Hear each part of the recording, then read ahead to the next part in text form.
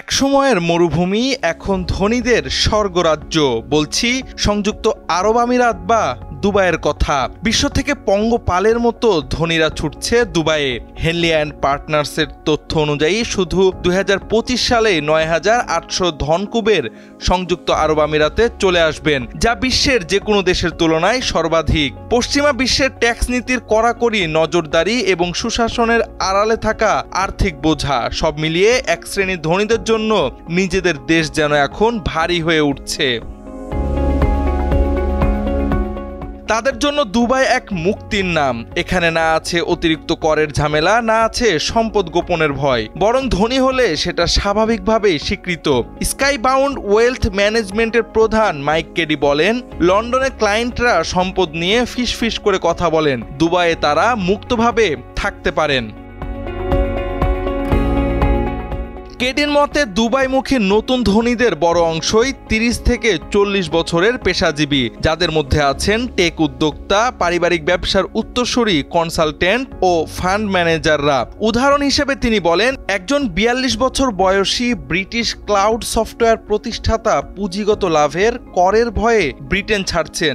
Henley and partners বলছে, কঠোর কর নীতি ও উত্তরাধিকার করের ভয়ে ব্রিটেন শুধু 2025 সালেই হারাতে পারে 16,500 ধনকুবের।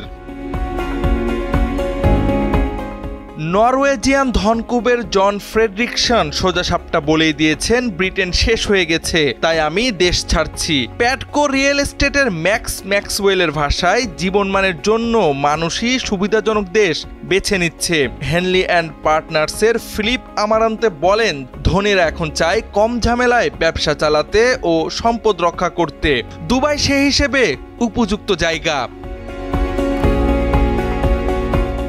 দুবাইয়ের বিলাসী জীবন, রাজনৈতিক স্থিতিশীলতা, নিরাপত্তা, ব্যবসাবান্ধব নীতি ও গোল্ডেন ভিসা সুবিধা সব মিলিয়ে এটি এখন ধনীদের আদর্শ গন্তব্য।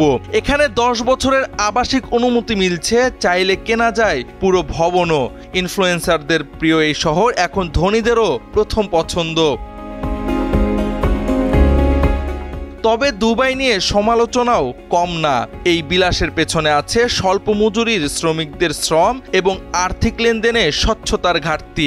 এমনকি 2022 সালে দেশটি ধূসর তালিকায়ও পড়ে, তবুও আগমন থেমে নেই। বিশ্বজুড়ে ধনী পরিবার ও প্রতিষ্ঠান এখন দুবাইয়েই ঘাঁটি গড়ছে। 81,200 মিলিয়নিয়ার ও 20 বিলিয়নিয়ারকে ঘিরে দুবাইয়ের নাম এখন বিশ্বের শীর্ষ ধনীদের নগরীর তালিকায়। শুধু গত বছরই এখানে বিক্রি হয়েছে 435টি $10 মিলিয়ন বেশি দামের বাড়ি, যা নিউ ইয়র্ক ও লন্ডনের চেয়েও বেশি। বিশেষজ্ঞদের মতে, যেখানে $100 মিলিয়ন মোনাকোতে একটি অ্যাপার্টমেন্ট মেলে, সেখানে দুবাইয়ে পাওয়া যায় পুরো একটি ভবন। এই সহজলভ্য বিলাসিতায় ধনীদের দুবাইমুখী করছে। জাওয়াদ আহমদ, সময়ের আলো।